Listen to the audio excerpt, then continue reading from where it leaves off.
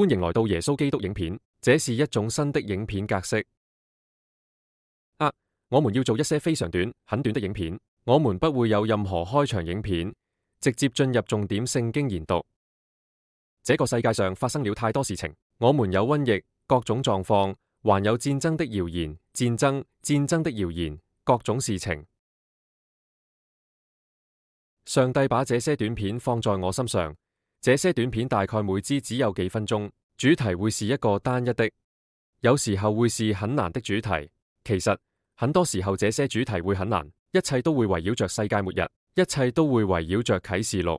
我們擁有超過425支免費影片 ，Facebook、X、Rumble、Instagram 上有近15000名追蹤者，一切都是關於世界末日。歡迎！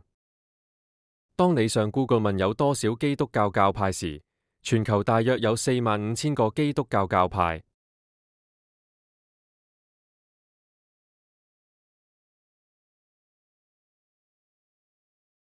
他寫道，反映該宗教在信仰、實踐與組織結構上的巨大多樣性。這支影片是關於耶穌教派的。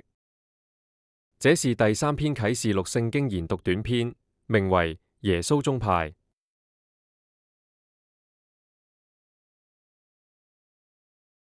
在啟示錄第1章第20節，耶穌介紹了啟示錄中出現的7個教會。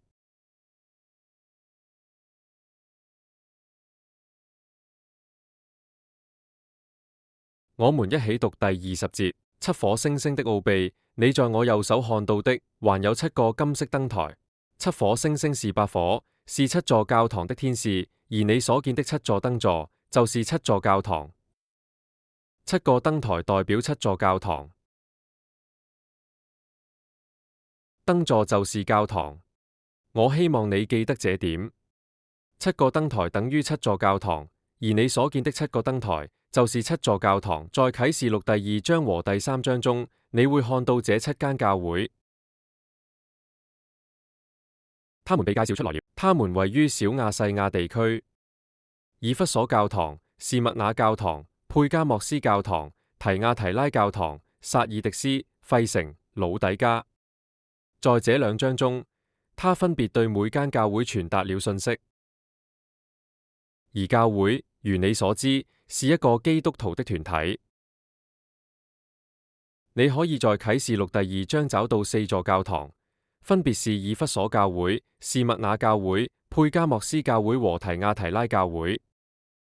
而在啟示錄第3章，我們找到了撒爾底、費拉德菲亞和老底加，7間不同的教會，7種不同的信息。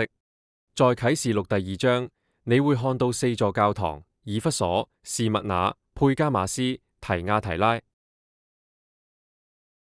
現在，在這段影片中，我們不會詳細介紹所有信息，每間教會都會有不同的影片。在這裏，我們要介紹7間教堂。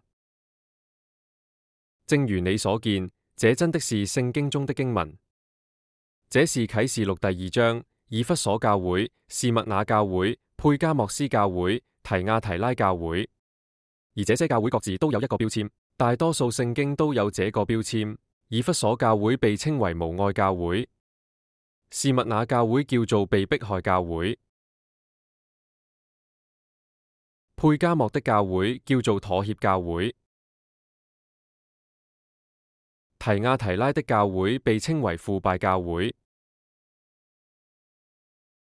現在，在啟示錄第3章，還有另外3間教會：撒迪斯的 S 教堂被稱為死教堂，費城的教會被稱為忠誠教會，老底加的教堂被稱為魯克溫教會。所以這些教會各自都有代表。你可以根據那個標籤與那個基督徒團體產生共鳴。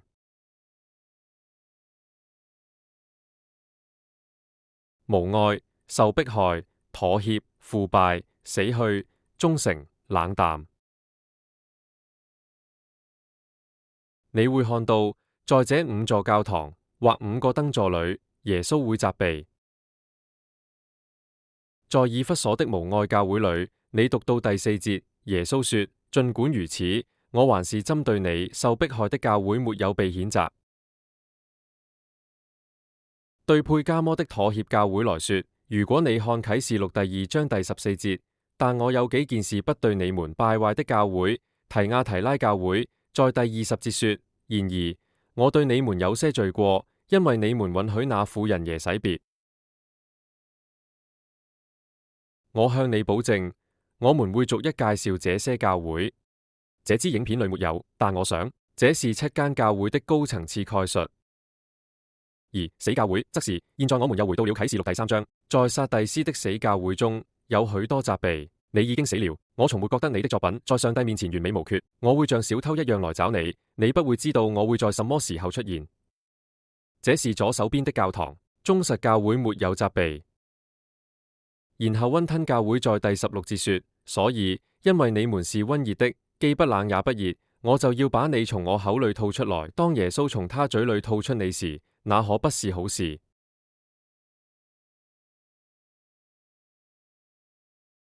所以如果我們要總結這7個教會，也就是那個沒有愛的教會，他們會被責備。受迫害的教會，沒有人會責備。那個妥協、腐敗、死寂的教會，還有譴責。忠實的教會沒有責備，而溫和的教會則是有責備。所以有5間教堂、5個燈台、5個基督徒群體被譴責，而只有2群基督徒、2座教堂、2座燈台沒有被譴責。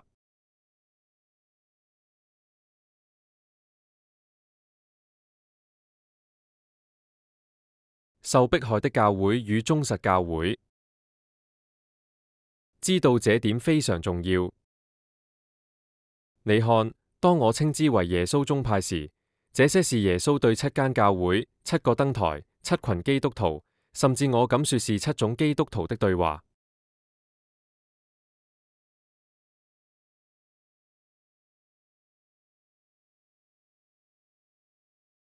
基督徒有7種類型，這裏現在有點熱了，對吧？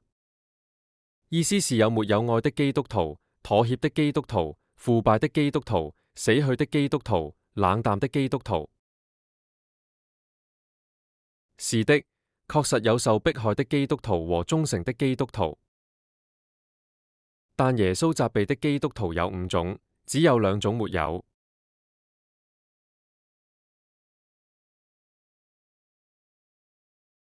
我知道我們都想奔向忠實的教會。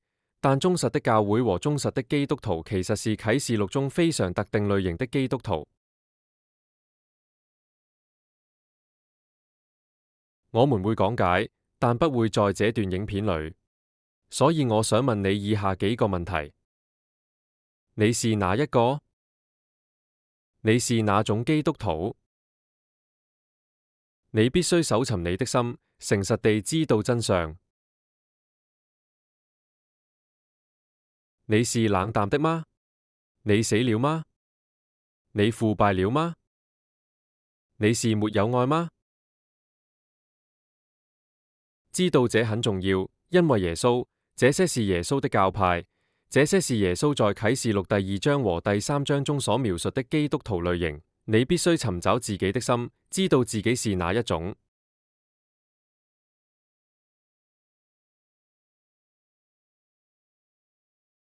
奉耶穌的名。